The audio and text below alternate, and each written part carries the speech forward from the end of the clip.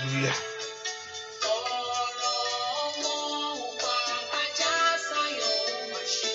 Hallelujah.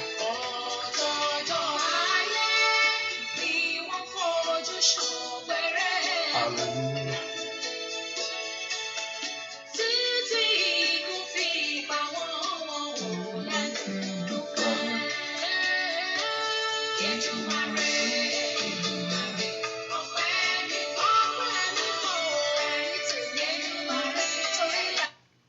Hallelujah.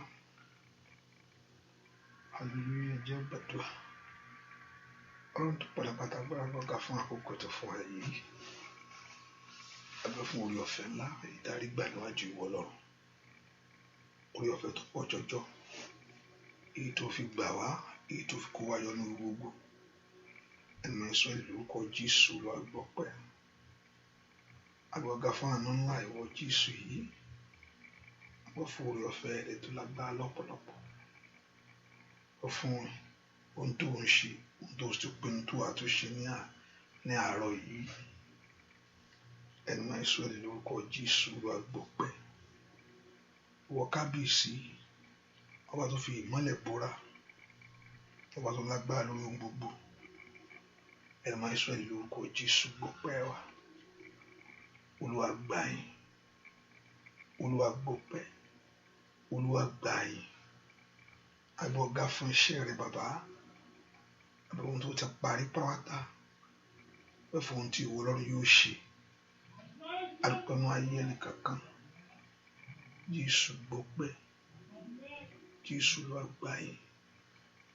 Agbọ̀gá fún òkú ìwọ, Jésù gbọpẹ́, Jésù ló gbà yín.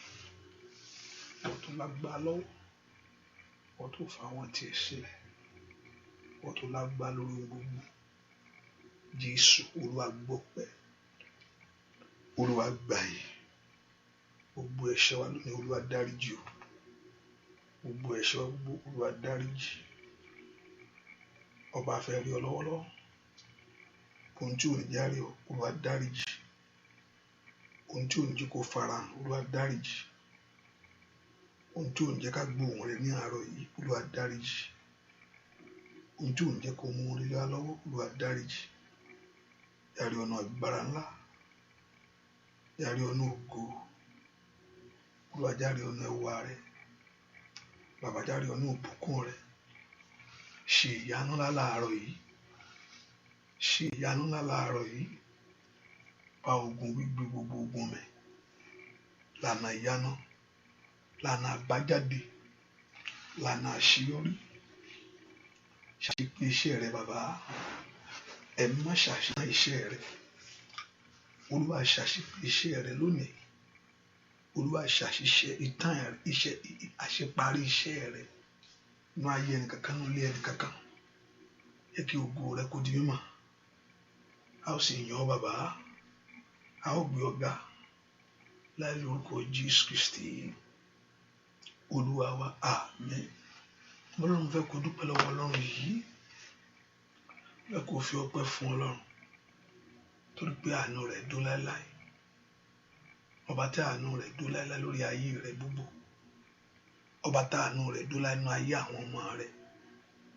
Ọba tí àánú rẹ̀ dó láéláé nínú ilé rẹ̀. Fẹ́ kó dúpẹ́ lọ́wọ́ rẹ̀ sẹ́pẹ́ olówó ṣeun. Ìwọ tí ń pa mi mọ́ tó ń dá mi sí. Ìwọ tó ń kó mi yọ ní gbogbo. Ọba tí ò jẹ́ kí ìwọ orúkọ wọ́. Ojú jí láàárọ̀ yìí, ojú ìmọ̀lẹ̀, ojú sí ìmọ̀lẹ̀ àlàyé. Ojú jí láàárọ̀ yìí, ó gbé apá, ó ṣe gbé. Ẹsẹ̀ rẹ̀ ó gbé, ó ṣe gbé. Ọba tí ò jẹ́ kó di dìgbàdìgbà. So lift your voice and just begin to exalt him. Bẹ́ẹ̀ kó yin Ọlọ́run yìí, bẹ́ẹ̀ kó gbé Ọlọ́run ga, bẹ́ẹ̀ kó dúpẹ́ lọ́wọ́ rẹ̀ sẹ́. Orúkọ Jésù dúpẹ́ lọ́wọ́ Ọlọ́run alààyè. Jésù máa ṣeun, Jésù máa ṣeun, Jésù máa ṣeun. Bẹ́ẹ̀ kó gbé Ọlọ́run ga ó ṣe o. Ẹni mọ Ísírẹ́lì ó ṣe. Ẹni ń pa Ísírẹ́lì máa ó máa ṣe. Ẹni tí kì í tó gbé ó máa ṣe. Ọba tí ò sùn torí ayé rẹ̀, ọba tí ò sùn torí ayé ọmọ rẹ̀. Ẹ o, abániṣe òbí ọ̀run ńlá, Somebody lift your voice and just exhort him. Ẹ kò gbé Ọlọ́run yìí ga sẹ́. Jésù ó máa ṣe o. Ẹni ńlá ó máa ṣe o. Ọba tó pọ̀ nípa àti agbára ó ṣe. Dúpẹ́ lọ́wọ́ Ọlọ́run yìí. Gbẹ́ fún ètò rẹ̀ lórí ayé rẹ̀. Gbẹ́ fún ayé ọmọ rẹ̀. Dúpẹ́ lọ́wọ́ Ọlọ́run yìí. Jésù ó máa ṣe o.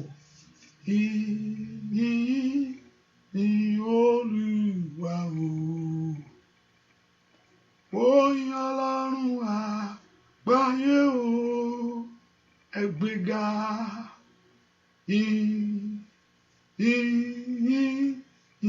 Olódùmarè. Oyin Ọlọ́run àgbáyé o. Ẹ gbéga. Mo ní Olúwa o. Oyin Ọlọ́run àgbáyé o. Ẹ gbéga. Olúwa o. Oyin Ọlọ́run àgbáyé. Ẹ gbéga. Olúwa o. Oyin Ọlọ́run àgbáyé o. Ẹ gbéga. Olúwa o.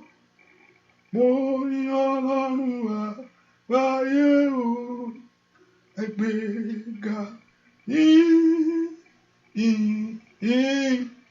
Olúwa o. Oyin Ọlọ́run àgbáyé o. Ẹ gbéga. Olódùmarè. Oyin Ọlọ́run àgbáyé o. Ẹ gbéga. Olúwa o. Oyin Ọlọ́run àgbáyé o. Ẹ gbéga. Mo dúpẹ́ lọ́wọ́ Ọlọ́run yìí. Ọba tí òjòjú tì ọ́. Ẹ kò gbé Ọlọ́run yìí ga. Ọba tó ń ṣàánú ayé rẹ̀ tọmọtọmọ. Jésù mà ṣe o. Jésù aláàánú mi ò mọ̀. Jésù aláàánú mi ò mà ṣe. Jésù aláàánú mi ò mà ṣe. Ọba tó ń pa mí mọ́, tó ń dá mi sí o. Jésù aláàánú mi ò mà ṣe. Dúpẹ́ lọ́lọ́run bẹ́ẹ̀ kó dúpẹ́ Jésù yó. Bẹ́ẹ̀ kó gbé Ọlọ́run ẹ̀ ga. Bẹ́ẹ̀ kó yìn, bẹ́ẹ̀ kó gbé ga sí. Bẹ́ẹ̀ kó dúpẹ́ lọ́wọ́ rẹ̀ fún tó ń ṣe inú ayé rẹ̀ ni. Bẹ́ẹ̀ kó sọ nípa rírí orí Ọlọ́run yìí. Bẹ́ẹ̀ kó dúpẹ́ lọ́wọ́ Jésù pé Jésù ṣe. Ọba tó ń pa mímọ́ tó ń dá mi sí. Ọba tí ò jẹ́ ń lulẹ̀, ọba tí ò jẹ́ ń sọnù. Ọba tí ò jẹ́ tiẹ̀ gbé, ọba tí òjò bàjẹ́. Ọba tí ò jẹ́ kí bá ayé ká rẹ̀. Ẹni tí ń pa Ísírẹ́lì mọ́ tí ò sùn. Ẹni tí ń tẹ́ ẹni tí ò tó gbé. Ọba tí òjò rìnrìn àrè. Ọba tí òjò sọnù láti mú ayé lọ́wọ́. Somebody lift your voice and thank him. Bẹ́ẹ̀ kó gbé Ọlọ́run yìí ga ni. Bẹ́ẹ̀ kó yin bàbá yìí. Bàbá o ṣé o. Bàbá o ṣé o. Bàbá o ṣé o. Jésù o ṣé o. Jésù o ṣé o. Jésù o ṣé o. Jésù o ṣé o. Olùgbàlà o ṣé. Olùgbàlà o ṣé. Kábíyèsí o ṣé. Kábíyèsí o ṣé. Kábíyèsí rẹ Olúwa. Ọba tó fi mọ́lẹ̀ fàṣọ búra. Kábíyèsí rẹ Olúwa. Ó ọba tó fi mọ́lẹ̀ ṣaṣọ búra. Kí ló fi mọ́lẹ̀ ṣe? Ó fi mọ́lẹ̀ ṣaṣọ búra. Kí ló fi mọ́lẹ̀ ṣe? Ó fi mọ́lẹ̀ ṣaṣọ búra. Kí ló fi mọ́lẹ̀ ṣe? Ó fi mọ́lẹ̀ ṣaṣọ búra. Arúgbó ọjọ́ bàbá mi, ó fi mọ́lẹ̀ ṣaṣọ búra. kábíyèsí rẹ, kábíyèsí rẹ Olúwa. Ọba tó fi mọ́lẹ̀ ṣaṣọ bora, ó yá dúpẹ́ sẹ́. Kábíyèsí rẹ Olúwa.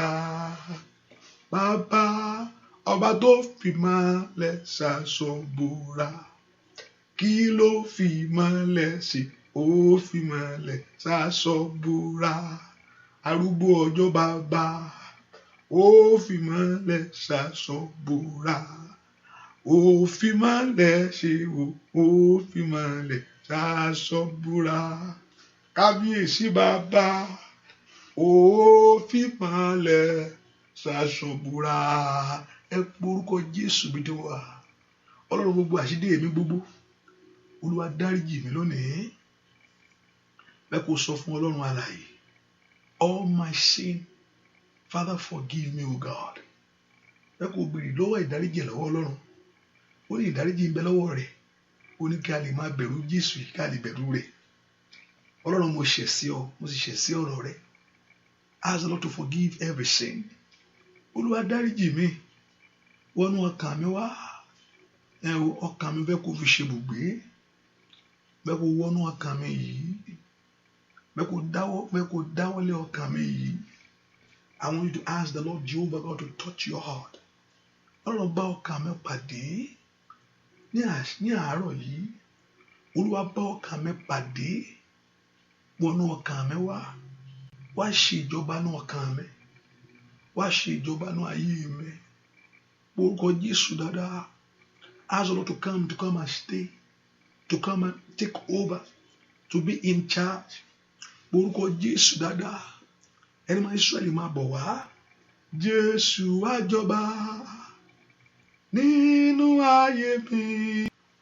Jésù wá jọba nínú ọkàn mi. Ó tó àkókò jíjọba nínú ayé mi. Jésù wá jọba nínú ayé mi. Bàbá, Jésù wá jọba nínú ọkàn mi. Ó tó àkókò Jésù wá jọba nínú ayé mi. Wá jọba, Jésù wá jọba nínú ọkàn mi o. Jésù wá jọba nínú ọkàn mi. Ó tó àkókò Jésù wá jọba nínú ayé mi. Mo ní wá jọba, Jésù wá jọba nínú ayé mi. Ó Jésù wá jọba nínú ọkàn mi. Ó tó àkókò. Ó Jésù wá jọba nínú ayé mi. Nínú ayé mi. Jésù wá jọba nínú ayé mi. Jésù wá jọba nínú ọkàn mi. Ó tó àkókò Jésù wá jọba. Ẹ porúkọ Jésù bí tẹ́ wá. Ọlọ́run wá sọ̀kalẹ̀ wá kó wá gbàjọba nínú ọkàn mi lọ́wọ́lọ́wọ́. Wá kó jọba nínú ayé mi ni. Olúwa, mo fẹ́ rí ọ̀nà agbára ńlá. Wá kó wá gbàjọba ayé mi. Wá kó wá jẹ́ olùdarí ọkàn mi yìí. Wá kó jẹ́ olùdarí ayé mi láti sísìn lọ. Ọlọ́run pé Jésù dáadáa bí tó wà sẹ́. Pé kí Jésù kó wá jọba nínú ọkàn rẹ. The Lord Jehovah God to take over your life. Ẹ bèrè fún kí Ọlọ́run kó sọ̀kalẹ̀ nínú agbára rẹ̀ lọ́wọ́lọ́wọ́. Wá gbàjọba ayé mi. Wá gbàjọba ayé àwọn ọmọ mi. Tó bá gbàjọba kò ní darí rẹ̀ ríboríbo. Yóò ṣe dáadáa ni yóò tún ṣe ni. Ẹ porúkọ Jésù. Olúwa gbàjọba ayé mi lọ́wọ́. Ìjọba ayé ọkàn mi, Olúwa gbà á. Ayé mi kó jẹ́ tiẹ̀. Ayé mi kó jẹ́ tiẹ̀. Ayé mi kó jẹ́ tiẹ̀. Ayé mi kó jẹ́ tiẹ̀. Ayé mi kó jẹ́ tiẹ̀. Iṣẹ́ mi kó jẹ́ tiẹ̀. Ayé ọmọ mi kó jẹ́ tiẹ̀. Ọ̀nà mi kó jẹ́ tiẹ̀. Ilé mi kó jẹ́ tiẹ̀. Orúkọ Jésù k'Olúwa wá ṣe ìjọba nínú ọkàn rẹ lónìí orúkọ Jésù k'Olúwa ṣe ìjọba nínú ọkàn rẹ lónìí ẹ pé orúkọ Jésù dáadáa ní orúkọ Jésù Olúwa ṣe ìjọba ọkàn mi azọlọ Olúwa ṣe ìjọba ayé mi orúkọ Jésù dáadáa ẹni tó pọ̀ ní pàtàgbára o wá ṣe ìjọba ayé mi yìí wá ṣe ìjọba ayé ọmọ mi yìí wá ṣe ìjọba ayé mi yìí orúkọ Jésù ọmọlọ́run lánàá kó pe Jésù dáadáa ẹni mọ Israẹli ask the Lord to come and take absolute control of your life right now ẹ máa bọ̀ wá ṣe ìjọba ayé mi láàárọ̀ ni ẹ gbàjọba o lọ́wọ́ lágbára tí ń fi àjà ayé mi lọ́wọ́ lágbára tó dáyé mi dúró orúkọ Jésù dáadáa lọ́wọ́ lágbára tí ń ṣèjọba ayé rẹ èyí tí ò fẹ́ kó róńre mú lọ́wọ́ lágbára tí ń ṣèjọba ayé rẹ èyí tí ò fẹ́ kó rí gbà lọ́wọ́ lágbára tí ń ṣèjọba ayé mi èyí tí ò fẹ́ kí n sìn ọ́ lọ́wọ́ lágbára tí ń ṣèjọba ayé mi èyí tí ò fẹ́ kó rí kó tọ̀ mí tó tẹ̀ mí lọ́wọ́ ọmọ náà lọ́pọ̀ orúkọ Jésù dáadáa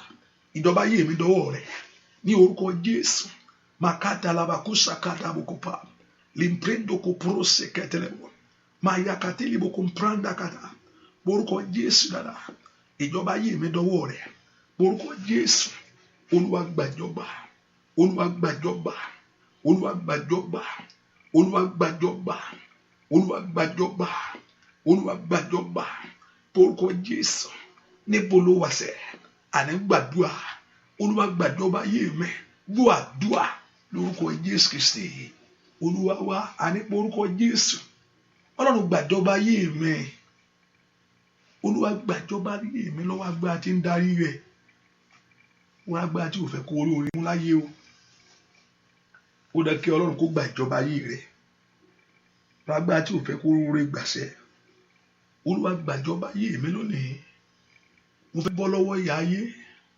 mo fẹ́ bọ́ lọ́wọ́ ẹ̀gàn mo fẹ́ kí ìran mi bọ́ mo fẹ́ bọ́ tọmọtọmọ ni má sọ pé wọ́n nìkan o I want to be free mo fẹ́ bọ́ tọmọtọmọ gbogbo agbára tí ń fi ìran ṣẹrú gbogbo agbára tí ń mú ìran lẹ́rú gbogbo agbára tí ń mú ìdílé lẹ́rú Olúwa mo fẹ́ bọ́ tọmọtọmọ I want to be free tọkọtọkọ mo fẹ́ bọ́ o tayátayá ni mo fẹ́ bọ́ lọ́wọ́ alágbára yìí mo fẹ́ bọ́ lọ́wọ́ fèrò ayé mi lọ́wọ́ amúnisìn ènìyàn lọ́wọ́ amúnisìn ayé ẹ porúkọ Jésù mi lẹ́wà ó yá porúkọ Jésù mo fẹ́ bọ́ lónìí mo fẹ́ bọ́ lónìí porúkọ Jésù kìtẹ́rì abakásàdá I want to be free mo fẹ́ bọ́ mi táyé jù mí sí o ní orúkọ Jésù mo fẹ́ bọ́ níbi tí ìgbà tí a kò ti ayé mi mọ́ ó yá ó dẹ̀ kó bọ́ lónìí ó dẹ̀ kó Ọlọ́run kó tú ọ lẹ̀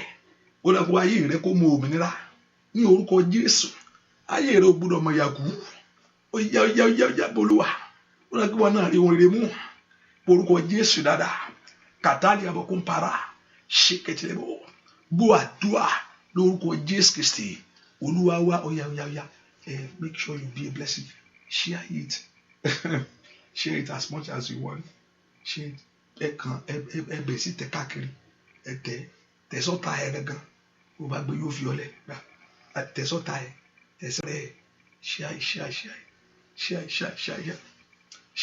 ẹ share ẹ porúkọ Jésù bí tẹ wá Ọlọ́run mo sàtọ̀ wá and I want to be free mo fẹ́ bọ́ Olúwa mo fẹ́ bọ́ lọ́wọ́ oko ìyà yìí porúkọ Jésù mo fẹ́ bọ́ lọ́wọ́ oko ìyà yìí gbọ́ àdúrà lórúkọ Jésù Kristi Olúwa wa àmín mo lérò pé ń gbọ́ mi torí mi gbọ́dọ̀ mi fẹ́ pariwo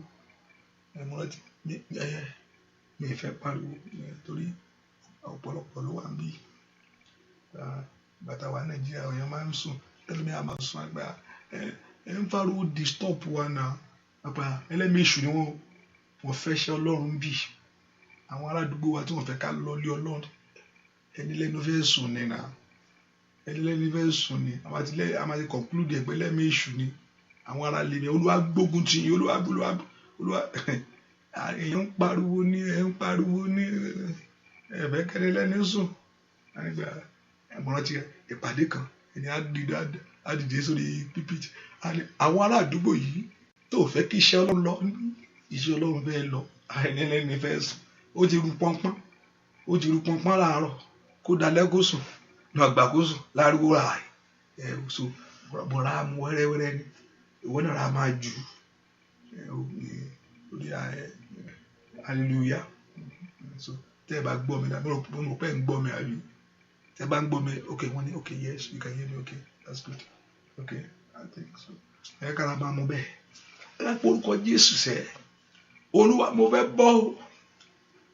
bọ́ lọ́wọ́ ìyà yìí mo fẹ́ bọ́ tọmọtọmọ ní sẹ́ Olúwa mo fẹ́ jáde ibi tí ayé ju ìran mi sí tí ka ojú kan lọ bàbá ọlọ́run lánàá kó gbàdúrà ibi tí ayé ju ìran mi sí tí ka ojú kan láyè kan ògbé kan mọ̀kárí àbọ̀ sàtáyàbá mo fẹ́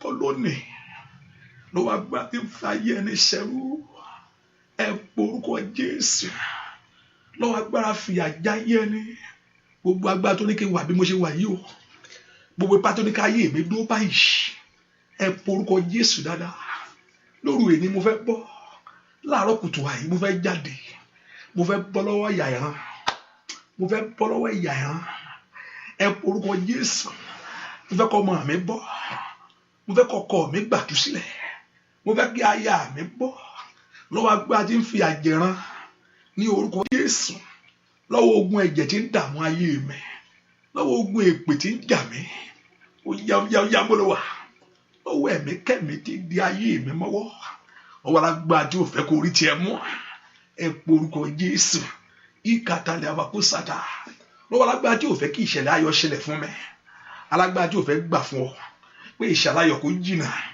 tí ò fẹ́ gbà fún ọ tí ò fẹ́ kó rí tiẹ̀ ṣe lọ́wọ́ alágbára tí ń fi àjáyé mi o ẹ porúkọ Jésù Olúwa gbà mí mo fẹ́ bọ́ Olúwa gbà mí mo fẹ́ jáde nínú ìyà Olúwa gbà mí mo fẹ́ kí ìlérí rẹ ṣẹ sọ fún Ọlọ́run fẹ́ kí ìlérí ṣẹ mo fẹ́ kí ìlérí ṣẹ tọmọtọmọ lórí ọmọ fẹ́ kí ìlérí ṣẹ mẹ́kọ̀ọ́ fún oore rọ̀ mí lọ́rùn mẹ́kì ń ro orúkọ Jésù dáadáa Olúwa fún mi ní oríire Olúwa ṣoore inú ayé mi ẹ pọ orúkọ Jésù Olúwa tú mi sílẹ̀ nínú àgò Olúwa tú mi sílẹ̀ nínú àgò Olúwa tú mi sílẹ̀ lọ́wọ́ pápá ọ̀tá ní orúkọ Jésù lọ́wọ́ agbára tí ń lépa ayé ẹni ní orúkọ Jésù lọ́wọ́ agbára tí ò fẹ́ kí oore rọrùn lọ́wọ́ ẹ̀mí kẹ́mi lọ́wọ́ agbára kágbára níbo ló wà màmá orúkọ Jésù dáadáa mo fẹ́ bọ́ mo fẹ́ gba ìtúsílẹ̀ gbọ́ àdúrà lórúkọ Jésù Kristi Olúwa wa ẹ orúkọ Jésù Jésù sọ pé ta ló wọlé alágbára lọ ta ló sọ fún alágbára pé fún mi ní ìkógun mi o pé kò ṣe kọ́ di alágbára yẹn dà pé o láti gbàgbára ọ̀tá jẹ́ kí èèyàn tó lè gbádùn kan agbára ọ̀tá láti kọ́kọ́ bàjẹ́ kí èèyàn tó lè gbádùn ẹ̀ pé kò fẹ́ kó oúnjẹ yẹn kó dàjẹ́ sí o kó mú lu kẹ̀kẹ́ nù rẹ ọ̀tá láti kọ́kọ́ ọ̀tá láti kọ́kọ́ ṣubú náà ipa ọ̀tá láti kọ́kọ́ di asán ó láti kọ́kọ́ di òfo tí èèyàn fẹ́ gbádùn ayé rẹ̀ ipa ọ̀tá láti kọ́kọ́ bàjẹ́ o Jésù ló sọ bẹ́ẹ̀ oníta ni ó wọlé alágbára lọ tí ó sọ pé kó fún un ní ìkógun ohun tó gbà lọ fún mi alágbára ò fẹ́ filẹ̀ o òun bí ní sọ pé ìjọba Ọlọ́run fi pa ó fi agbára kákàlà fi ń gbà the kingdom of God have suffered violence the same measure tó suffer náà ni ó fi gbà kan rẹ padà kò ń ṣe mẹ́lẹ́ kì í ṣe ẹjọ́ ẹ fún mi kò fẹ́ filẹ̀ ẹ bá ń gbé kí ni ń jẹ́ bẹ́ẹ̀ wọn náà ó dìde mọ́ ni wàá pakuru mọ́ ogun ayé rẹ kó wọlé lọ́wọ́lọ́wọ́ báyìí ẹ porúkọ Jésù alágbára tí ń dààmú ayé mi èèyàn kàtó lòun ò ní gbà o èèyàn kàtó lòun ò ní dáríjì kí n fòkè nìṣó bí báyìí máa ṣe wà ní orúkọ Jésù ibi táyé ti parí ọ̀rọ̀ mi gbàdísẹ́ pé ìkàtà ni mo kò pàyàbàṣà pé ìyà ni pé ẹkún ni ní orúkọ Jésù gbogbo ìṣe alágbára gbogbo ìṣe òkùnkùn every plan of every power of evil right now in the name of Jesus ní orúkọ Jésù Olúwa sọ di asán ó yá gbàgbára ọ̀tá jẹ́ alágbára mo tọ̀ wá lónìí o ní orúkọ Jésù Násárẹ́tì ìwọ Gòláyátì ayé mi o ní orúkọ Jésù èyí tí ń dààmú mi tọmọtọmọ ìwọ Gòláyátì ayé mi o èyí tí ń dààmú mi lórí iṣẹ́ ìwọ Gòláyátì ayé mi o èyí tí ò fẹ́ kí n rọ́nà jáde, ìwọ Gòláyátì ayé mi o èyí tó fẹ́ kó so oúnjẹ lẹ̀ kó má rí gbé jẹ, ó yá màkàlì ẹ̀ kó paraba. Gòláyátì ayé mi o èyí tó fẹ́ kí n ṣiṣẹ́ lásán kí n má jẹ ń bẹ̀, ó yá ń bolówó màmá orúkọ Jésù. Ìkàtà ai màkàlì àpàṣàyà ai màkàlì àtà tó gbọ́ àdúrà lórúkọ ta ló ń jẹ́ dára gbàdúrà dára tó bá ẹnìkan máa ń jẹ́ dára mẹ́rin múra dáadáa kó bẹ̀rẹ̀ sí dára fún ọ bẹ́ẹ̀ dára mọ́lá ni dára mọ́lá o tó bá ń jẹ́ bẹ́ẹ̀ lórúkọ Jésù múra dáadáa kí ìyanu kó ṣẹlẹ̀ ní ayé rẹ. Ẹ porúkọ Jésù sẹ́, Olúwa dójú ti alágbára tí ń fìyà jẹ mí, Olúwa bà gbogbo iṣẹ́ òkùnkùn jẹ́. Orúkọ Jésù mọ́ níbi tí o ti wá ibi táwa ti jáde ló tún mú ogun lé o, olójẹ́ kó tún wà dà kíkó tọ́ọ̀f ibi tá a ti jáde ni ẹ o. Ọ̀pọ̀lọpọ̀ nítorí pé oníṣẹ́ yẹn lásán ló ń bínú ẹ sí o, iṣẹ́ tẹ́lẹ̀ kí àwọn náà lè rí kíá ó ń ṣiṣẹ́ mọ̀tẹ́tí wá kí lánàá kò fún ó fi mú dá mi lóhùn ṣebí torí pé oríṣẹ́ ló fi ń ṣe ló fi ń rí nǹkan. Ẹ po orúkọ Jésù sẹ́, orúkọ Jésù ọwọ́ alágbára kó bàjẹ́, ọwọ́ òkùnkùn di asán lórí ọ̀rọ̀ mi. Ask the Lord that the hand of the evil be destroyed in my life. Hand of the evil be destroyed in my home. Hand of the evil be destroyed in my family. Porúkọ Jésù ọwọ́ alágbára kó bàjẹ́ o. Porúkọ Jésù dáadáa. Ikalaba sento bradegete. Mato predekete kepo. Ask the Lord. Mashike telebo. Ọwọ́ alágbára kó bàjẹ́.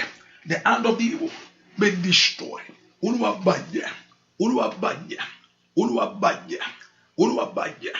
As the hand of the evil be destroyed. Lé orúkọ Jésù. Ọwọ́ alágbára kó di asán o. The hand of the evil be destroyed. In Jesus' name we pray. As the Lord, ìpìlẹ̀ tó ń dààmú ayé mi, Olúwa bá mi túṣe lónìí. Lord, my foundation that is affecting me, ìpìlẹ̀ tó ń dààmú mi, ìpìlẹ̀ mi tí ń dààmú ayé mi o, my foundation that is affecting my life, ìpìlẹ̀ mi tó ń yọ mí lẹ́nu, ètò tó ń yọ ọmọ mi lẹ́nu, ìpìlẹ̀ yẹn lè máa yọ̀yàn lẹ́nu o. Bẹ́ẹ̀ ni ìpìlẹ̀ Ábúráhámù ó yọ Isaac lẹ́nu ó sì yọ Jacob lẹ́nu, ìpìlẹ̀ rẹ̀ ó yọra wọn lẹ́nu o. Ìpìlẹ̀ yẹn lè máa yọ ayé ẹni lẹ́nu ibi tó ti jáde. Ẹ porúkọ Jésù, ìpìlẹ̀ mi tí ń yọ mí lẹ́nu, my foundation that is affecting my life, ìpìlẹ̀ mi èyí tí ń yọ mí lẹ́nu ibi tó ti jáde wá. Ìjẹun rere kan lè jáde Násárẹ́tì bí tàbí wọn rí olóríire kan bẹ̀ ní tó fi sọ pé mo ti rí olùgbàlà. Ta ló sọ pé o rí? Mo ní mo rí olùgbàlà. Tún sọ lẹ́ẹ̀kan sí, mo rí olùgbàlà. Níbo ló ti rí? Násárẹ́tì ni. Ìjẹun kan lè jáde mẹ́, ìjẹun rere kan ẹja gbọ́ pé nǹkan ṣẹlẹ̀ ń bẹ̀rẹ̀ ṣùgbọ́n Jésù jáde mẹ́. Jésù bọ́ lọ́wọ́ ogun tí ń dààmú àwọn èèyàn mẹ́. Jésù jáde lọ́wọ́ ogun tí ń dè ayé ẹni mú mọ́ mẹ́. Ó bọ́ lọ́wọ́ ọbẹ̀. Jésù bọ́ Násárẹ́tì ó gbọ́ ọ̀tún. Jésù jáde mẹ́. Jésù jáde mẹ́. Ó jáde Násárẹ́tì. Násárẹ́tì tí wọ́n rere ò jáde mẹ́ rí. Ìjẹun rere kan jáde Násárẹ́tì rí. Lípàrọ̀ sàtàlíà. Wọ́n rẹ̀ lórí rere kan bẹ̀. Ọ̀rẹ́ tó ṣe rere ń bẹ̀ ni olófìfọ́ jáde. Orúkọ Jésù, ìpìlẹ̀ mi èyí ń jà mí lógun, ìpìlẹ̀ mi ò ní orúkọ Jésù, my foundation that is affecting my life. Bẹ́ẹ̀ kó orúkọ Jésù dáadáa níbi tí foundation yẹn ti ń jà lógun, èyí tó ń gbé ọ ṣánlẹ̀, èyí tó ń gbé ọ lulẹ̀, èyí tó ń gbé ọ ṣánlẹ̀, èyí tó ń gbé ọ lulẹ̀, èyí tó ń gbé ọ ṣánlẹ̀ ní orúkọ Jésù. Ìpìlẹ̀ mi ti ń jà mí lógun, Olúwa dìde tún ìpìlẹ̀ mi ṣe. Ẹ orúkọ Jésù. Makatatata, mayakatakata, mayakotukalaba, masiketele okopo. Orúkọ Jésù, ìpìlẹ̀ tó jà mí lógun, ìpìlẹ̀ tó di ayé mi mọ́ wá, ìpìlẹ̀ tó di ayé àwọn ọmọ mi mọ́ wá ní orúkọ Jésù. Ọ̀yá níbo ló wà màmá? Orúkọ Jésù dáadáa. ìpìlẹ̀ mi tún ṣe wà, ìpìlẹ̀ mi ò gbúdọ̀ jà mí lógun mọ́ ní orúkọ Jésù, ìpìlẹ̀ mi ò gbúdọ̀ dá mi dúró mọ́ ní orúkọ Jésù, ìpìlẹ̀ mi ò gbúdọ̀ gbé mi ṣẹlẹ̀ mọ́, ẹ tú ìpìlẹ̀ mi ṣe fún mi, ẹ bá ń tú mọ́, ó yá ó yá ó yá, ẹ bá ń tú mọ́ orúkọ Jésù, ẹ bá ń tú mọ́, ẹ bá mọ́wọ́ kà kúrò ńbẹ̀, ẹ bá mọ́wọ́ yà kúrò ńbẹ̀, ẹ bá mọ́wọ́ gẹ̀ kúrò ńbẹ̀, ó yá ó yá, ẹ bá mú kó àìtọ́jọ́ kúrò ńbẹ̀, ó yá ọmọ Ọlọ́run lánàá kó gbàdúrà ọba ẹ kàtẹ́ yàrá màkàndínlẹ̀ kòkòtà gbà tó kéèrò mi ṣe kó máa fọ́ àdìgbà kó wá máa gbé sẹ́nu ìpìlẹ̀ rẹ̀ yẹ wò tí ò fẹ́ kó rí nǹkan jẹ ní àkóso ẹ kó wá máa jẹ ó yá bọ́ Ọlọ́run mo rí Jésù dáadáa mò ń bẹ́ nìkan wí ni o ìpìlẹ̀ rẹ̀ tó yẹ kó ṣiṣẹ́ lásán àkókò tó yẹ kó wá gbé ẹnu tó yẹ kó jẹ ìpìlẹ̀ rẹ̀ tí ò fẹ́ kó rí jẹ ó yá lórúkọ Jésù bá ń túpìlẹ̀ mi ṣe, bá ń túpìlẹ̀ mi ṣe, ohun tó pinlẹ̀ já ní ìbànújẹ́ ó bọ́ Ọlọ́run sọ̀rọ̀ wọ́n fi ìbànújẹ́ pinlẹ̀ ayé òun ó sọ fún Ọlọ́run fi ìbànújẹ́ pinlẹ̀ ayé òun yí kétékétékété màmá rẹ̀ wò títí ó wò sọ́tún wò ọmọ ìbànújẹ́ nìwọ nǹkan ṣẹlẹ̀ lọ́jọ́ yẹn náà ni tó fi pè lọ́mọ ìbànújẹ́ nǹkan wọnú ìpìlẹ̀ rẹ̀ lọ ẹ po orúkọ Jésù Olúwa tú ìpìlẹ̀ mi ṣe ìpìlẹ̀ ìrìn àjò mi ó yá ojú tó wò mí jáde ẹ gbàdúrà ọwọ́ tó bá mi wọlé ọkọ ó yá ẹ po orúkọ Jésù ọwọ́ tó ṣe aṣọ lórí mi ọmọ Ọlọ́run lanu gbàdúrà Olúwa tú ìpìlẹ̀ mi ṣe ní orúkọ Jésù repair my foundation God, renew my foundation God, ẹ bá ń tú ìpìlẹ̀ ayé mi ṣe ẹ po orúkọ Jésù dáadáa Olúwa tú ìpìlẹ̀ mi ṣe ìpìlẹ̀ mi gba ọ̀tun ìpìlẹ̀ mi gba àṣeyọrí ìpìlẹ̀ mi gba ìbùkún gbọ́ àdúrà lórúkọ Jésù Kristi Olúwa wa ìwọ tó sùn ṣàmì dáadáa àmín mo ní kó ṣàmì dáadáa àmín ó yẹ tó tẹ bọ́tì yẹn ó yẹ ẹ pín share it as many as ẹ pín jáde hallelujah Ọlọ́run iṣẹ́ duty àwa nìyẹn áńgẹ́lì ò bá yàn tẹ̀ ìwọ ló fa ara rẹ̀ tẹ̀ Ọlọ́run ló máa kún ìwọ ló pín o bó dẹ̀ ṣe ń pín ìyanu kó ṣẹlẹ̀ nú ayé ẹ ká péré kan ẹ bó ṣe ń tẹ yẹn ká péré kan ọ hallelujah ẹ orúkọ Jésù lórúkọ aṣọ mi ò bọ́ mọ́ mi lára ayé ò gbúdọ̀ jáyé mi wò ayé ò gbúdọ̀ gbàró ń di mi bàbá aṣọ ò gbúdọ̀ bọ́ mọ́ mi lára ogun dìgbàdìgbà mọ́jú ṣẹlẹ̀ aṣọ ògo mi ò gbúdọ̀ sọnù aṣọ ẹwà mi ò gbúdọ̀ sọnù aṣọ ògo mi ò gbúdọ̀ sọnù aṣọ ògo mi ò gbúdọ̀ sọnù lọ́pìnlẹ̀ mi kó bá ń túṣe èmi náà fẹ́ rí oríire láyé èmi náà fẹ́ jí èèyàn mo fẹ́ jí èèyàn mo fẹ́ rí oríire èmi náà fẹ́ jí èèyàn láwùjọ ènìyàn láyé mo fẹ́ di èèyàn láwùjọ àwọn èèyàn láyé ọmọ Ọlọ́run lánàá kó gbàdúrà ṣẹ Olúwa mo fẹ́ di èèyàn láwùjọ àwọn èèyàn o èmi náà fẹ́ ṣe rere gbọ́ àdúrà lórúkọ Jésù Kristi Olúwa wa àmín so láti ṣe 40 minutes láti fi gbàdúrà 40 minutes lásán mi ò pé 40 minutes àbí kí ni ó ń tẹ̀ nǹkan mi ni gini ń tẹ̀ nǹkan mi ni àìrí báwo yá praise the Lord kí ni ẹ láti máa tẹ ẹ̀yin tẹ́ ẹ lórí showers of blessing ṣe ń gbọ́ mi ṣá ṣé kí ni ẹ right ṣá praise the Lord if you can hear me on showers of blessing say amen àìgbẹ́ ọ̀tọ̀ nìkan tí mi ò rí o praise the Lord hallelujah if you can still hear me just say amen because I can see that 40 minutes can I don't think that is right. Can you hear me? If you're on showers of blessing say amen. Let me see because I'm looking at the time and the time is telling me something else. So okay. So you can hear me, okay? Could I break? Okay. It's okay. We are setting it. I don't know. Because I'm looking at the time. The time is say 40 minutes. If you say 14 minutes, that means something must be wrong. And this one is 34. ẹ porúkọ Jésù sẹ́. Ọlọ́run jọ dìde fún ìrànlọ́wọ́ mi, dìde fún ìrànlọ́wọ́ mi o bàbá, dìde fún ìrànlọ́wọ́ mi o bàbá, má wò mí níran, má kọ̀ mí sílẹ̀, dìde fún ìrànlọ́wọ́ mi o bàbá, bàbá o, dìde fún ìrànlọ́wọ́ mi o bàbá, bàbá, dìde fún ìrànlọ́wọ́ mi o bàbá, ó yá, má wò mí níran, má kọ̀ mí sílẹ̀ o, dìde fún ìrànlọ́wọ́ mi o bàbá, ó yá, dìde fún ìrànlọ́wọ́ mi o bàbá, dìde fún ìrànlọ́wọ́ mi o bàbá, má wò mí níran, má kọ̀ mí sílẹ̀ o, dìde fún ìrànlọ́wọ́ mi o bàbá, ó yá, dìde fún ìrànlọ́wọ́ mi o bàbá, bá mi o, dìde fún ìrànlọ́wọ́ mi o bàbá, má wò mí níran, má wò mí níran o, má kọ̀ mí sílẹ̀ o, dìde fún ìrànlọ́wọ́ mi o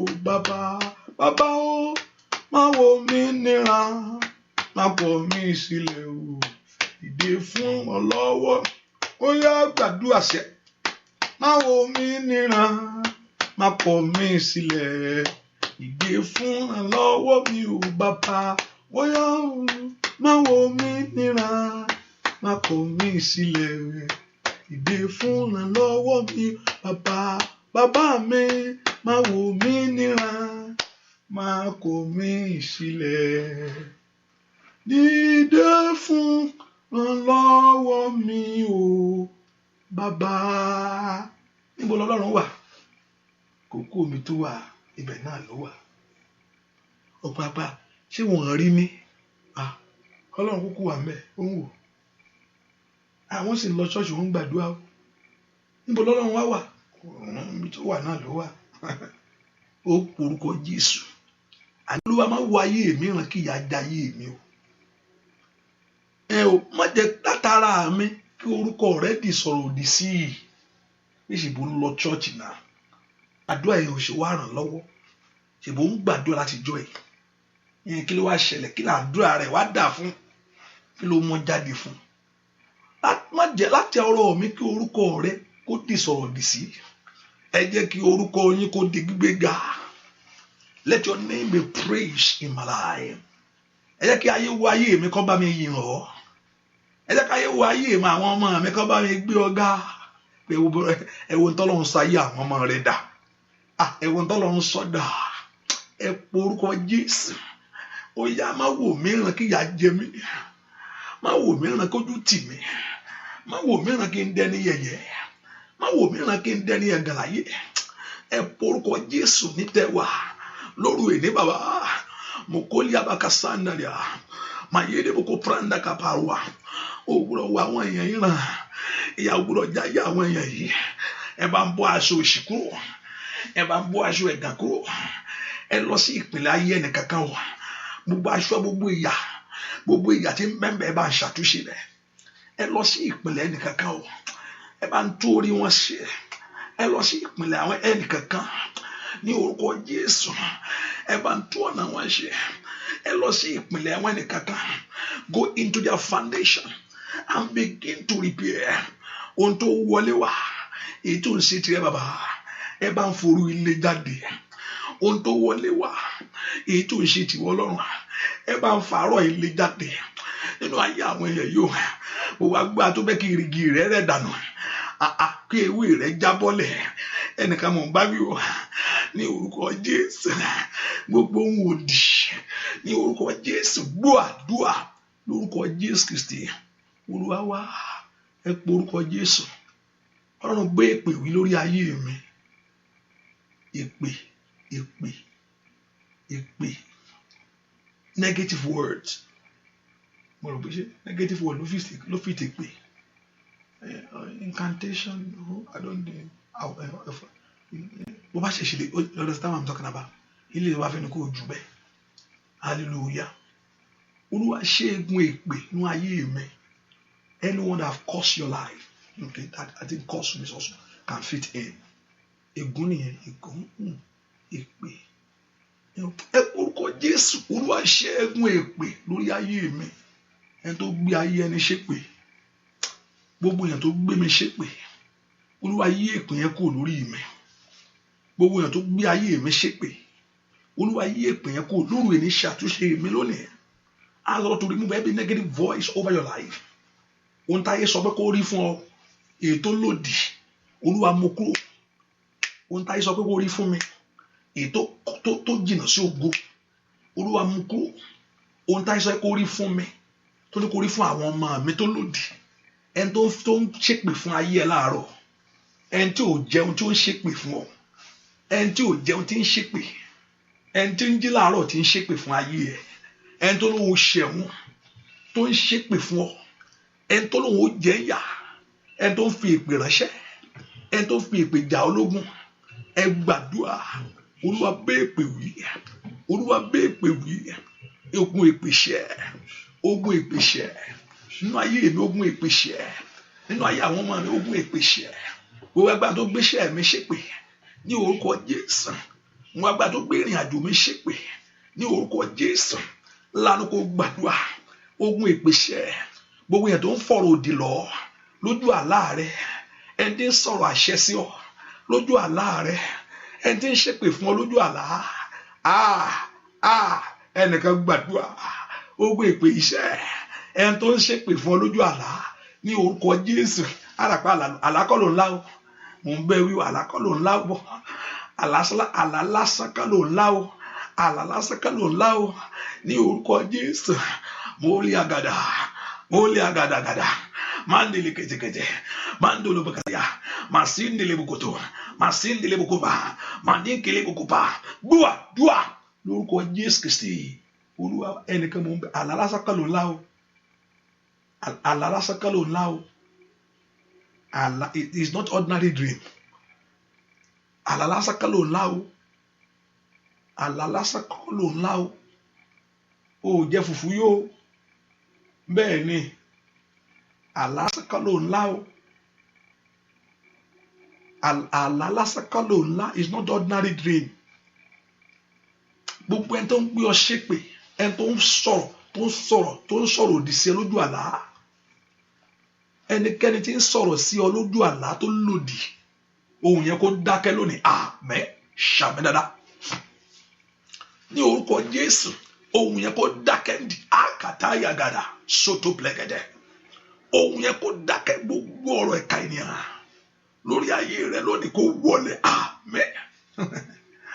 Gbogbo ọ̀rọ̀ ẹ̀ka ènìyàn lórí ayé àwọn ọmọ rẹ kó wọlé. Àmín.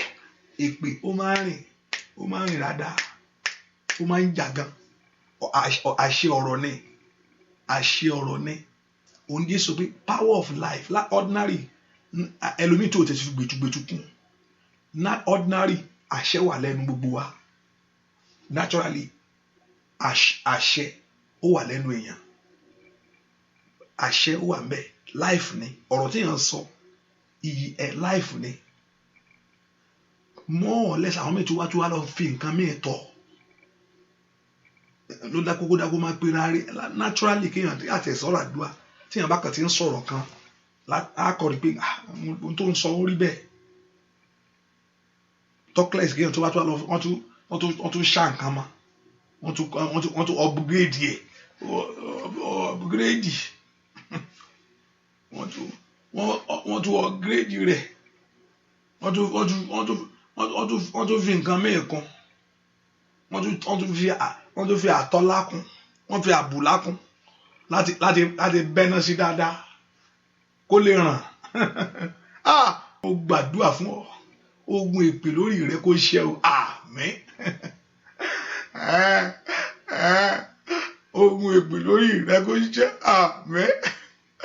Ẹnìkan mò ń gbàdúrà mọ́ ẹ báyìí, ẹni tó lóò fi òun lẹ̀ láyé, tó lóò fò òun lẹ̀, ẹnìkan tó lóò fò òun lẹ̀ pé ó jí tòun dójú tòun, èyí tó sọ pé kó gbàgbé ẹ̀ láyé tó mọ̀ ní rí ọ̀fẹ́, ẹni tó lóò dójú tí ayé òun, èyí tó ní pé bó ṣe wà náà ló wà, pé wọ́n ní rí ọ̀fẹ́ láyé, ó tó wá mú ìrìn àjò ayé ẹni gùn, mo pa ní àṣẹ ní orúkọ Jésù. Ogun ìpín yẹn kò tán lórí rẹ lónìí. Àmín. Mo sọ tàṣẹ ní káyàbá sójà yàbá. Ní kétékété. Mando Prada Katayawo. Gbogbo yẹn tó ní pé tó ń fi ọ́ sílẹ̀ ló wà wà bẹ́ẹ̀. Bíbi tó ń fi ọ́ síbẹ̀ ni wà wà. Bó ní ju bẹ́ẹ̀ yẹn lọ.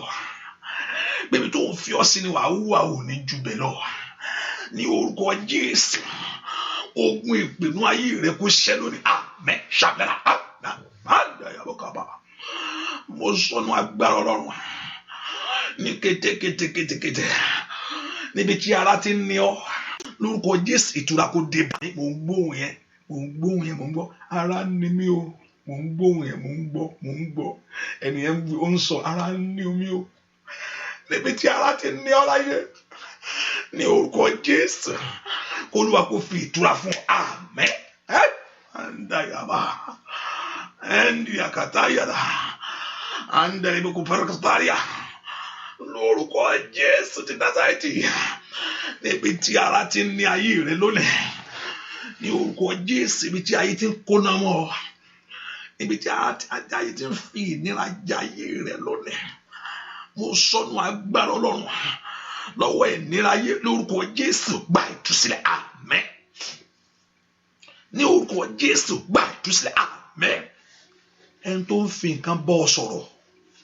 Tó fi ń gba nǹkan lọ́wọ́ ẹ̀. Lórúkọ Jésù. Ìkàlàbàkú sàtúlàgàdà. Bòórí àbàkú sèkèdè. Lórúkọ Jésù iṣẹ́ yẹn kó bàjẹ́. Àmín. Ẹni tí ń jayé ẹni lólè. Ní orúkọ Jésù. Ní orúkọ Jésù. Iṣẹ́ yẹn kó bàjẹ́. Àmín. Gbogbo iṣẹ́ tá a bá ṣe tí ayé ṣe sínú ìgò. Gbogbo iṣẹ́ tí ayé ṣe sínú ìgò. Ìtọ́kọ orúkọ ẹni sí. Gbogbo iṣẹ́ tí ayé ṣe sínú ìgò. Ìgò gíríìnì. Ai makalia sidakada.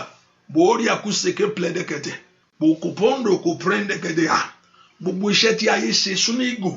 Níbi tí ìgò yẹn bá wà. Ó yá kó rí bọ́lẹ̀ kó fọ́. Àmín. Sàmì dáadáa. Ibi tí ayé fi tó dé ọmọ. Ní orúkọ Jésù ibikíbi náà. Ó yá kíkíní ẹ jábọ́ sílẹ̀ kó fọ́. Àmín. Ó yá sàmì dáadáa. Lórúkọ Jésù. Ó yá kó fọ́ lónìí. Àmín. Kí ìwọ bọ́ lọ́wọ́ ogun yìí. Kó bọ́ tọmọtọmọ. Kó bọ́ tilétilé. Kó bọ́ tìrantìran. Ní orúkọ Jésù ibi tí ayé ṣe ìhámọ́ rẹ. Wọ́n fi ìhámọ́ rẹ sí. Kí ogun ọ̀run kó kọjá lórí yìí. Ní orúkọ Jésù kó gba ìtúsílẹ̀. Àmín. Ọwọ́ ẹ̀ka ènìyàn kó jáde. Àmín. Ọwọ́ ẹ̀ka ènìyàn kó jáde. Àmín. Sàmì dáadáa. Ọwọ́ ẹni bí lórúkọ Jésù kó jáde. Àmín. Mo gbàdúrà. Gbogbo agbádí ń dojú rẹ lédè rẹ. That is turning away your blessing. Gbogbo ọwọ́ ẹ̀ka tí ń dojú rẹ délẹ̀. Tí ò jẹ́ kiri jìnnà fún ọ. Tí ò jẹ́ kó ríre mú. Èyí tí ò jẹ́ kó ríre gbà. Mo sọnù agbá Ọlọ́run. Ọwọ́ ẹ̀ka yẹn lónìí lórúkọ Jésù kó bàjẹ́. Àmín. Ọwọ́ ẹni bí kó gbé sọnù. Àmín. Ọwọ́ ẹni bí kó gbé sọnù. Arákùnrin yẹn ọba yìí ó ní ẹ mú ọwọ́ yẹn dúró bẹ́ẹ̀. Ó náwó jáde ó ní ẹ mú ọwọ́ yẹn dúró bẹ́ẹ̀ kò rọ́wọ́ yẹn gbé mọ́. Lórúkọ Jésù. Ọ̀tá ò ní rọ́wọ́ gbé mọ́. Àmín. Sàmì dáadáa. Your enemy will not lift up his hand against you anymore. Say that amen. I pray that your enemy will not lift up his hand against your life anymore. Ọ̀tá rẹ ò ní gbọ́ sókè sí ọmọ. Ọ̀tá rẹ ò ní gbọ́ sókè sí ọmọ. Ọ̀tá rẹ ò ní gbọ́ sókè sí ọmọ. Ọ̀tá rẹ ò ní rọ́wọ́ gbé sí ọmọ. Iṣẹ́ rẹ bàjẹ́. Iṣẹ́ rẹ dasán lórí rẹ. Ó yá lórúkọ Jésù gba ìtúsílẹ̀. Àmín. Lórúkọ Jésù gba ìtúsílẹ̀. Àmín. Lọ́wọ́ tó ní ọ lára. Lọ́wọ́ tó fi àjẹ́ ọ. Lọ́wọ́ tó ń pọ́n lójú. Lọ́wọ́ tó mú ẹ̀gàn bá ayé rẹ. Ní orúkọ Jésù. Lọ́wọ́ tó ń sá ayé ẹni di yẹ̀yẹ́. Ní orúkọ Jésù. Orúkọ Jésù. Mo ní kó gba ìtúsílẹ̀. Àmín. Ayé ẹ kó mú òmìnira. Ayé ọmọ rẹ kó mọ̀. Ní orúkọ Jésù. ìyà tí ń bẹ nínú ìran kó dópin, ìyà tí ń bẹ nínú ẹbí lórúkọ Jésù kó dohun ìgbàgbé. Ìwọ bọ́ Olúwa tú ọ sílẹ̀, ó dẹni ìgbàlàsẹ́, ó dẹni ìràpadà, ó bọ́ lọ́wọ́ ìyà. Gbogbo pàǹtí ayé rẹ kọ́lọ́run kó gbàdànù. Amen. Let God take away every rubbish of your life, every garbage, every trash of your life. Gbogbo pàǹtí ayé rẹ kọ́lọ́run kó gbàdànù. Amen. Ojú ò ní tì ọ́, ó wà rógo lò, wà rógo rẹ lò, wà rógo rẹ lò, wà rógo rẹ lò, ọkàn rẹ yóò balẹ̀. Ìgbà mo wo lọ́sàn-án yìí ni mò ń wò. Lóòótọ́ nínú ayé yìí Bíbélì pé a rí ìpọ́njú. Bíbélì sọ bẹ́ẹ̀, Jésù náà ló sọ, nínú ayé yìí a rí nǹkan. Ó ní ṣùgbọ́n ẹ tújú ká, ó lóun ṣẹ́gun ayé. I was just thinking about life. Ayé yìí ẹnìkan, I was just hearing a story of somebody. Ṣé you come to a point in time kéèyàn máa ní sinmi nínú ayé ni? Ó wá ṣe jẹ́ kí gbà kan sí kan ni. Gbà kan sí kan ni. Ṣùgbọ́n Jésù ẹ tújú ká, òun ti ṣẹ́gun ayé. Ẹ o, Ọlọ́run fẹ́ kéèyàn gbádùn ayé o. Àwọn ọmọ ẹ̀yìn Jésù wọ́n pè pé a ti fún gbogbo ẹ̀ fún wa, a ti tẹ̀lé ẹ̀ náà. Báwo tí wá ṣe wá fara jẹ́ láàrin gbogbo àwọn yòókù? Fún ẹ fọkàn balẹ̀. Ó ní àwọn tó bá gbà mí gbọ́. Ó láti inú ayé yìí wọ́n á ní ayọ̀ lú ọ̀run. Ẹ o kò ń ṣe ọ̀run nìkan. The kingdom of God wò dẹ́. Wọ́n ayé wà tó wá ní ayọ̀. Ó yẹ kó jẹ àkókò pẹ́pẹ́ ẹ̀pọ́n ni ó máa fi mu gàrí rẹ̀. Kì í ṣe ẹ̀pọ́n ni kò mi gàrí rẹ̀. Kò ń ṣe mí ẹ̀pọ́n lógún ẹsẹ̀ kan mi. Ẹlòmíì ọ̀rọ̀ ṣe sọ lẹ́gbẹ̀ẹ́. People àwọn are very careful láti sọ̀rọ̀ lẹ́gbẹ̀ẹ́ torí ohun tó ń ṣe ọ́.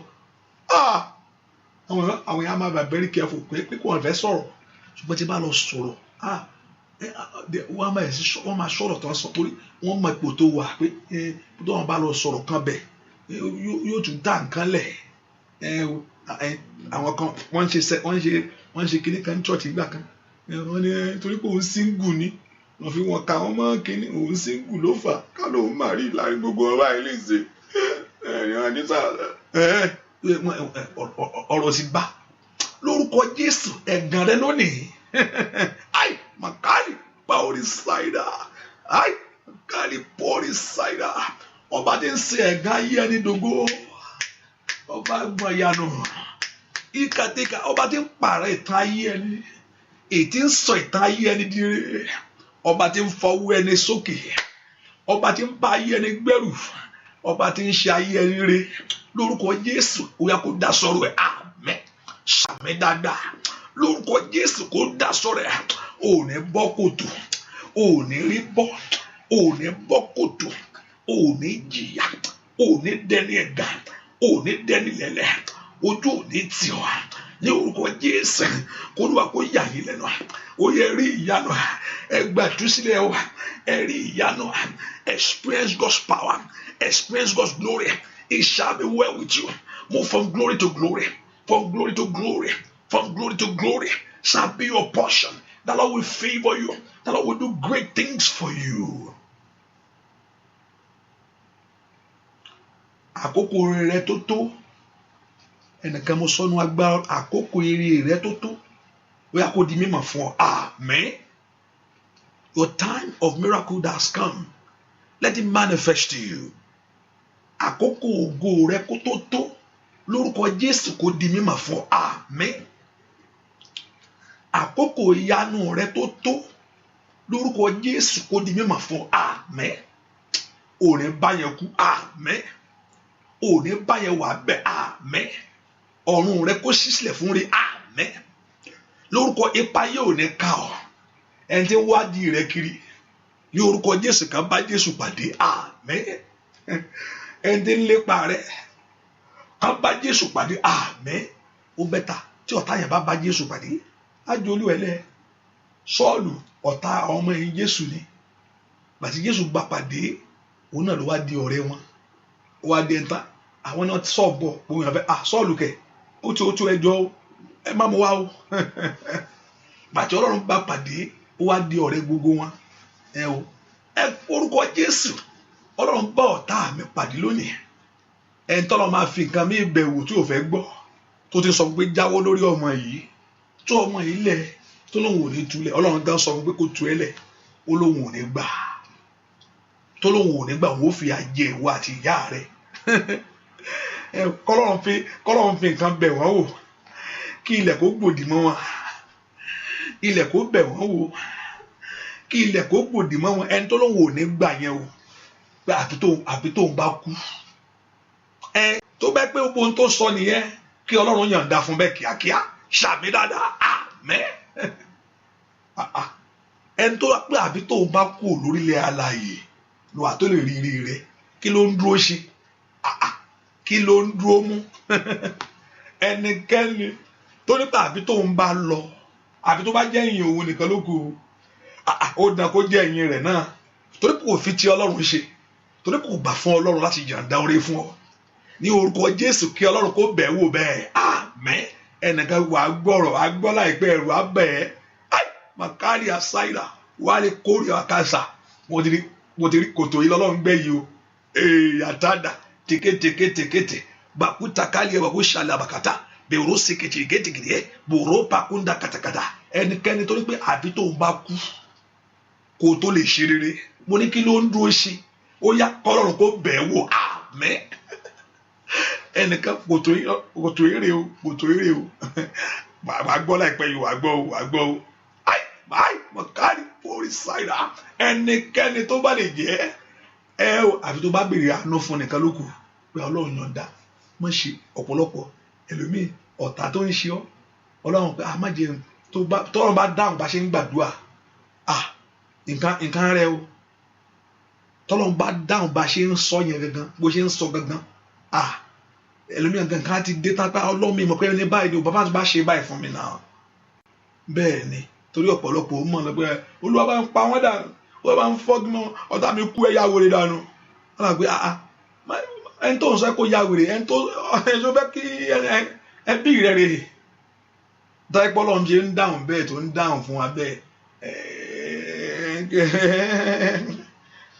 gbàtà àǹtí rẹ bá wọ nǹkan báwo lójú ẹ ṣe fẹ́ rí ìwọ gan ló tún máa gbé kiri pé tí n bá sọ ẹni di nǹkan tó fẹ́ kí n sá ìwọ àti máa sáré kiri náà ní sùúrù jẹ́ kí n bẹ́ẹ̀ yanjú ẹ̀ ọ̀pọ̀lọpọ̀ mọ̀ bẹ́ẹ̀ bí ẹlòmíì tó ń sọ pé Olúwa bá mi ṣẹ́gun ọba ń fọ́gi mọ́ wọn lórí Ọlọ́run òpin tí n bá dálẹ̀ tán ìwọ gan tó tún gbàdúrà wà tó máa sá káàkiri pé Olúwa bá ń ṣàánú ẹ̀ Olúwa bá ń gbà á Olúwa wà á ti pẹ́ ṣe orí mi sọ fún ọ mi sọ fún ẹ pé tí n bá bẹ́ náà sí n bá túná lẹ̀ ní ìsìn ìwọ gan ló tún máa gbàdúrà Olúwa ẹ ṣàánú mi o ẹ ṣàánú mi o ṣùgbọ́n ẹni yìí tọ́lọ́wọ́ ò ní gbà kò tó náà gbẹ́ yìí o kò tó lè retí mò ń wò yìí tó ní pé àfi tó ń bá lọ torí pé ó rò bẹ́ẹ̀ nú ọkàn rẹ̀ àbí tí ẹ̀mí rò tó bàbá bá dájú torí pé ohun tó pinnu nìyẹn torí kò fẹ́ gbà fún Ọlọ́run lórúkọ Jésù kí Ọlọ́run kó dá lóhùn bẹ́ẹ̀ àmín ṣàmì dáadáa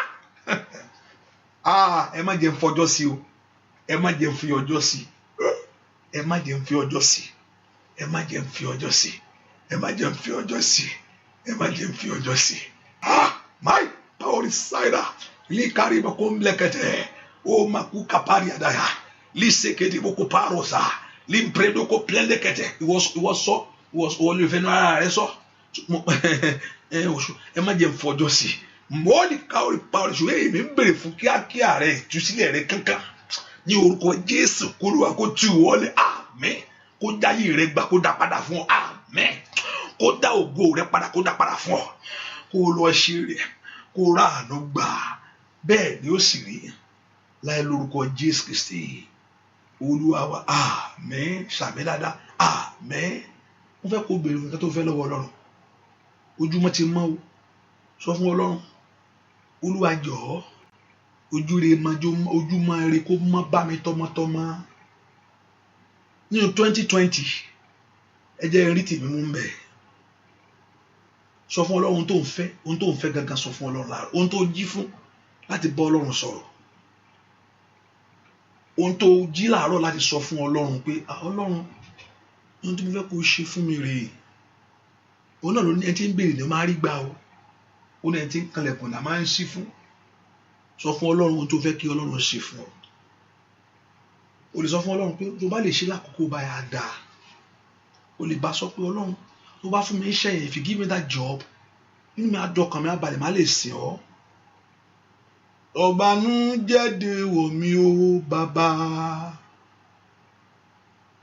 Ọ̀bànújẹ́ dèwọ̀ mi o bàbá. Òkè ṣòro mi dìpẹ̀ tẹ́lẹ̀ o. Bí inú mi bá dùn, màá ráyè láti sìn ọ́. Ọ̀bànújẹ́ dèwọ̀ mi o bàbá. Ọ̀bànújẹ́ dèwọ̀ mi o bàbá. Òkè ṣòro mi dìpẹ̀ tẹ́lẹ̀ o. Bí inú mi bá dùn, màá ráyè láti sìn ọ́ sẹ́. Ọ̀bànújẹ́ dèwọ̀ mi o bàbá. Bí lọ́wọ́ Ọlọ́run ohun tó ń fẹ́. Bí lọ́wọ́ Ọlọ́run ohun tó ń fẹ́. Ṣe bẹ́ẹ̀ bàbá, yorí bẹ́ẹ̀ fún wọn. Ó yá lórúkọ Jésù. Tí bá ti sọ kẹ́ sọ pé ẹ gba ìtúsílẹ̀ o. I don't think I have to repeat the story. Ohun tó Olúwa sọ fún mi ni pé kí n máa tú àwọn èèyàn sílẹ̀. Ó sọ fún mi báyìí ni o. Ìdí tí mo fi ń ámà ẹ̀, ó ní ìdí mi fi ń ámà ẹ̀ fún. Ó ní ìdí tí mi fi ń rán létí ẹ̀. So ó dára kó wá ṣe bó ṣe sọ. Hallelujah. Ó ní ìdí tí mi fi ń sọ fún pé ó ní ìdí. Ní orúkọ Jésù, gbogbo èèyàn tí ń bẹ lábẹ́ ìdèkídè lọ́wọ́ ọwọ́kọ́wọ́, lórúkọ Jésù ó yẹ gba ìtúsílẹ̀. Àmín. Ìwọ Ọlọ́run Ísírẹ́lì, ọ̀rọ̀ àṣẹlé kò gbúdọ̀ bọ́lẹ̀. Ọ̀rọ̀ agbára lé kò gbúdọ̀ wọlẹ̀. Lábẹ́ ìdèkídè, lábẹ́ ìdèkídè, ìlàkàlì àwùsàdà. Lórúkọ Jésù ẹ gba ìtúsílẹ̀. Àmín. Ọ̀rọ̀ àṣẹ ni, ọ̀rọ̀ àṣẹ ni, ọ̀rọ̀ àṣẹ ni, ọ̀rọ̀ àṣẹ ni, ọ̀rọ̀ àṣẹ ni. Màkàlì àkàsà, kọ́láwọlé kọ́kọ́ ọláwọlé rẹ. Kí ọlá wọnú ilé rẹ, kọ́láwọlé, kí ọlá wọnú rẹ kó wọlé ẹ o. Lórúkọ Jésù ẹ gba ìtúsílẹ̀. Àmín. Ṣàmì dáadáa. Àmín. Lórúkọ Jésù. Anna Posaida. Ìmọ̀ bẹ́ẹ̀ nìkan. Ìmọ̀ kí ìyanu ṣẹlẹ̀ kórè parí ẹ̀ fún ara rẹ̀. Lórúkọ Jésù kí ìyanu kó ṣẹlẹ̀ ní ayé rẹ̀. Àmín. Ẹ gba ìtúsílẹ̀. Àmín. Ó yá sọ pé a tú mi sílẹ̀ o. Olúwa tú mi sílẹ̀ o. Olúwa tú mi sílẹ̀ o. I am free. Olúwa tú mi sílẹ̀. I am delivered. Sọ bẹ́ẹ̀. Ẹ̀yin áńgẹ́lì Ọlọ́run, ó yẹ máa tú wọn lẹ̀. Ó yẹ máa tú wọn lẹ̀. Mo ti sọ o. Ẹ máa tú wọn lẹ̀. Mo ti sọ lórúkọ Jésù. Ẹ máa tú wọn lẹ̀. Ó yẹ tú wọn lẹ̀. Ní orúkọ Jésù. Mo ti pèdè jáde o. Ní orúkọ ohun tó wí mo ti sọ o. Jésù ohun tó sọ mo ti sọ. Ó yá tú wọn lẹ̀. Ó yá ẹ máa tú lẹ̀. Lórúkọ Jésù. Ẹ gbòmìnira. Lórúkọ Jésù. Ẹ gbòmìnira. Ohun tó sọ mo ti sọ jáde. Ní orúkọ Jésù. Ohun tó pèdè mo ti pè é. Ní orúkọ Jésù. Ó yá ṣiṣẹ́ tiẹ̀. Bàbá. Ó yá ṣiṣẹ́ tiẹ̀. Ó yá lórúkọ Jésù. Lọ́wọ́ àìrọ́mọbí. Ó yá bọ́ lọ́wọ́ àríṣẹ́ṣe. Bọ́ ní orúkọ Jésù. Mo ti pèdè jáde bàbá. Ó yá. Màkàlì àbàkàtà. Màdìmpò rọ̀kàtà. Gbọ́ àdúrà lórúkọ Jésù Kristi. Olúwa wa. Àmín. Ṣàmì dáadáa. Àmín. Ṣàmì lórúkọ Jésù. Hallelujah. Praise the Lord. Ẹ ká fi sọ́kàn pé àdúrà yìí tẹ̀síwájú lágbà Ọlọ́run ní àárọ̀. Àná sọ ìpàdé wa bẹ̀rẹ̀ ní ó máa continue ọ̀la ní aago 7 ọ̀la ní Canada. I'm here in Canada now. Canada mi ti ń sọ̀rọ̀. Canada ni mi ti ń sọ̀rọ̀. Hallelujah. Praise the Lord. Canada. Ohun tó Olúwa sì sọ fún mi rèé. Mi ìmọ̀ ẹni tó ṣì wà ní Canada. Olúwa sọ fún mi pé ó ní bó mi ń sọ pé I don't really press like I love the crowd. Ó dá ó máa múnú mi dùn. Mo fẹ́ kẹ́ mọ̀ yẹn pé àwọn àgbà inú mi á dùn ní bá rérò. It's okay. But kò matter sí mi much like that. Pé kò jẹ́ pínpínpín. But inú mi á dùn, it's okay, but I'm not saying that because of wọ́n fẹ́ kéèyàn wá ní àwọn ọmọ àti àwọn pásítọ̀ ìmọ̀ ṣe máa ohun tó lúwa sọ fún mi pé kò sẹ́ni tó máa fẹsẹ̀ tẹ bẹ̀ yẹn tóun ò ní ṣe ohun kan nínú ayé ẹ̀, pé tóun ò ní ṣe ohun kankan nínú ayé ẹ̀, kò sẹ́ni tó máa wọnú bẹ̀ yẹn tóun ò ní ṣe ohun kan nínú ayé ẹ̀, ohun tó kọ sọ fún mi nìyẹn.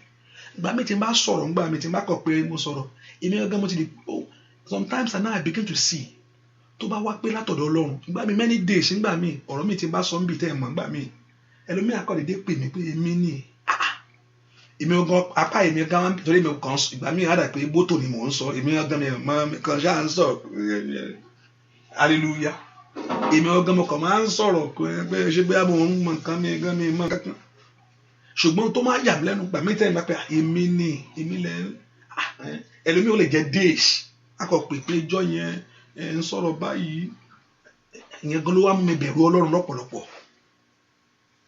hallelujah ìyẹn gan ló tún mú èmi kó tún bẹ̀rù Ọlọ́run pé ìwọ bàbá yìí ìgbà míì kan ti lè gbàgbé máa ń gbà ìjọ yẹn èmi lè ń sọ ń pẹ́ hallelujah kò sí ọ̀rọ̀ Ọlọ́run tó ń bọ́lẹ̀ o tó bá pọ̀ ọ̀rọ̀ tèmi ni àgbàgbé ẹ̀ ó yà jùgbó ṣùgbọ́n tó yẹ pé ọ̀rọ̀ Ọlọ́run ni kò lè bọ́lẹ̀ á lé ọmú ni o mo ti rí adarí tó gún ọdún kan mo ti rí rí ìgbà tí mo gbọ́ ẹ̀mọ̀ ń gbọ̀n lẹ́sẹ̀ ni pé àníkílẹ̀ tó sọ mo ti sọ sẹ́fàtà fún kárí mo sọ̀rọ̀ ẹ̀ ń jọ yẹn pé ẹ̀kan náà mi ń jọ yẹn ni pé shut up your mouth bẹ́ẹ̀ ni kọ́pù méjì náà á gbàdúrà mo ti rárá kùnrin ẹ̀ mo ní ìyàwó yín kọ́ ìyàwó ẹ̀ dẹ̀ wà bẹ́ẹ̀ kí ni mo ń sọ yìí ìgbéyàwó yín kọ́ máa gbéjẹ mo gbéjẹ nǹkan ṣẹlẹ̀ o ìyàwó ẹ̀ wà bẹ́ẹ̀ mo dẹ̀ ń béèrè nǹkan mi lọ́wọ́ ẹ̀ hallelujah ẹ filẹ̀ fún Jésù asọ̀rọ̀ mọ́ yẹ bàbá mi àgbà ìbàrẹ̀ Jésù Olódùmarè ọba tí ń wí bẹ́ẹ̀ tí ń múṣẹ́ Olódùmarè ńlá adótini òràn ọmọ níṣẹ́ fàyà tí Olódùmarè gbáǹkì ìpè mi ò àtagbára bẹ́ẹ̀ ni mo gbé ọ̀gá fún tó ń ṣe inú ayé àwọn èèyàn yìí o bẹ́ẹ̀ ni ó sì rí kó di mímọ̀ fún yín Jésù Olúwa wa àmín. So they just put in mind, and also for all those New Jersey, Nigeria, get ready by God's grace. New Jersey, Dallas, Chicago. Somebody's asking me when am I coming to Chicago? Ẹ jẹ́ ká máa mú díẹ̀ ni, dábàá mú díẹ̀ bẹ́ẹ̀ yẹn. Ìgbà míì mo lè pé mo lè má ti èmi náà. We just have to talk. To ní ìsìn bóyá bí tẹ́ bá parí Canada by now able to put another focus on maybe New Jersey or something like that. But only má jẹ́ no oṣù. But let's see how it's going to happen. And by God's grace, Chicago, and also what state again that I see? London, France, and what else again? And France, okay. Anywhere, I just Ekadekima, we can put things together and work it out. I told you, it's okay. Anywhere, I'll come. Anywhere in the world, I'll come. Tó bá ti ju ẹ̀kan lọ tó ń ṣe yẹn tó méjì, it's okay. Let's leave the rest for God. Ìwọ ló máa jẹ́ ní àmì tí wàá polongo fáwọn yòókù. Bẹ́ẹ̀ ni yóò sì rí inú ayé rẹ̀. Lórúkọ Jésù, Ọlọ́run mo ti sọ tó rán mi o. Jẹ́ kí àwọn èèyàn ìkórè ìyanu ti wọ̀. Jẹ́ kí ìyanu kó ṣẹlẹ̀. In Jesus' name we pray. And also for partners, I think I need to pray. Maybe in the morning I will do the prayer together. So get your oil. I will try my possible best because the first week we pray and we anoint ourselves. Hallelujah. I need to do this, and the Lord Jehovah God will help us in whether this week or I need to just please take note for it. The partners that the Lord Jehovah God will do great things in our life in Jesus' name.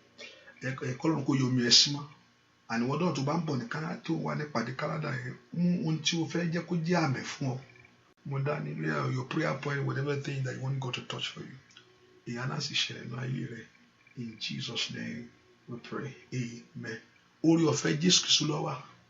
ìfẹ́ mọ́tí Ọlọ́run kẹ́rí ìyanu kẹ́rí ògo Ọlọ́run kẹ́rí ẹwà rẹ̀ kó dára fún yín o Jésù bẹ́ẹ̀ ṣe lọ lẹ́nu iṣẹ́ yìí ẹni bọ́ sọ́wọ́ ayé o iṣẹ́ rẹ ò ní sọnù mọ́ lọ́wọ́ lórúkọ iṣẹ́ ò sì ní dìṣẹ́ fún ọ ẹrù ẹ̀gbọ́n kù lórí ayé rẹ Ọlọ́run bù ọ́ láṣìírí bẹ́ẹ̀ ni ó sì rí Jésù Kristi Olúwa wa àmín ṣàmì dáadáa àmín ṣàmì dáadáa àmín ní ẹ ṣàmì dáadáa àmín àmín àmín lórúkọ Jésù àdúrà rẹ ti gbà ó àdúrà rẹ ti gbà ó àdúrà yín ti gbà ó àdúrà yín ti gbà ó ẹ lọ gbárí yín o ẹ lọ gbárí yín o ẹ lọ gbárí yín ẹ lọ gbà àṣeyọrí yín o